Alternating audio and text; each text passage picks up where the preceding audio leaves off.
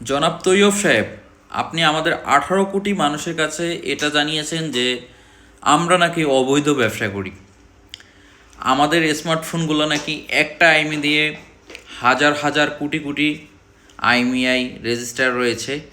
তাহলে আমি আপনাকে জানাইতে চাই এবং সাধারণ জনগণের মাঝে আমি প্রশ্ন রাখতে চাই, জনাব তৈয়ব সাহেব যদি একটা আইমি দিয়ে হাজার হাজার স্মার্টফোন রেজিস্টার পায়, তিনি একটা আইমিআই সচল রেখে বাকি স্মার্টফোনগুলো বন্ধ করে দিলেই পারেন।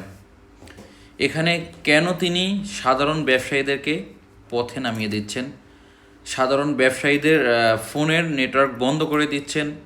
পাশাপাশি সরকার কেন আমাদের ব্যবসাকে গুটিয়ে নেওয়ার জন্য 57 থেকে 61% ট্যাক্স নির্ধারণ করেছে, যেখানে বাইরের কান্ট্রিগুলো যারা ইনভেস্টর আছে, ওপো, ভিভো, টেকনো সহ এরকম কোম্পানিগুলো, যাদের ভ্যাট ট্যাক্স 10% থেকে 5%-এ নিয়ে আসা হয়েছে, আমাদের দেশের ব্যবসায়ীদের জন্য, আমাদের দেশের তরুণ উদ্যোক্তাদের জন্য কেন ভ্যাট ট্যাক্স 57 থেকে 61% থাকবে? এটা আমাদের যারা জনগণ আছেন, আমাদের দেশের আমাদের স্বাধীন বাংলার যারা 18 কোটি মানুষ আছেন, তাদের কাছে আমার প্রশ্ন, আপনারা কি চান আমরা ব্যবসা বন্ধ করে দিই আর জনাব তৈয়ব সাহেব হাজার হাজার কোটি কোটি টাকা নিয়ে এদেশ থেকে লাপাত্তা হয়ে যাবে? আর আমাদের সাধারণ জনগণ, আপনাদের জানা আছে কি না আমি জানি না, তৈয়ব সাহেব কিন্তু একজন বিদেশের নাগরিক।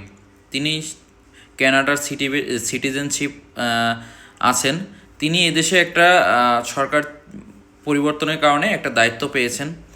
হয়তো দেখবেন কয়েক হাজার কোটি কোটি টাকা নিয়ে হুট করে চলে গেছে, তাদেরকে কিন্তু আমরা ধরতে পারবো না। সামনে নির্বাচন, তারা 9টা কোম্পানি থেকে, একটা সিন্ডিকেট থেকে তারা হাজার হাজার কোটি টাকা নিয়ে আমাদের সাধারণ ব্যবসায়ীদের বিপক্ষে তারা একটা সিস্টেম চালু করছে, NIER। আমরা কিন্তু এখনও ই সিম বুঝি না। ই সিমটা হলো ইলেকট্রিক সিম। এখনও অনেকে, আমরা যখন স্মার্টফোনগুলো কাস্টমারদেরকে বিক্রি করি কাস্টমারের কাছে, যেগুলো ই সিম আছে, ইলেকট্রিক সিম, আইফোনের ক্ষেত্রে, পিক্সেলের ক্ষেত্রে, অন্যান্য ফোনের ক্ষেত্রে, এখনও সাধারণ মানুষ ই সিমটা বুঝতেছে না। সেখানে জনাব তৈয়ব সাহেব আমাদেরকে NIER সিস্টেম বোঝাচ্ছে। যাক, আলহামদুলিল্লাহ, আমরাও মেনে নিলাম। NIER সিস্টেমটা যদি বাংলাদেশে আসে, এদেশের আইন, ক্রাইম থেকে শুরু করে সর্বোপরি যদি এটা বেটার হয়, আমি মনে করি NIER সিস্টেমটা থাকুক, কোনো সমস্যা নেই। কিন্তু এই NIER সিস্টেমের নামে কেন আমার মতো তরুণ উদ্যোক্তা, আমার মতো সাধারণ ব্যবসায়ীদের ব্যবসা বন্ধ হয়ে যাচ্ছে?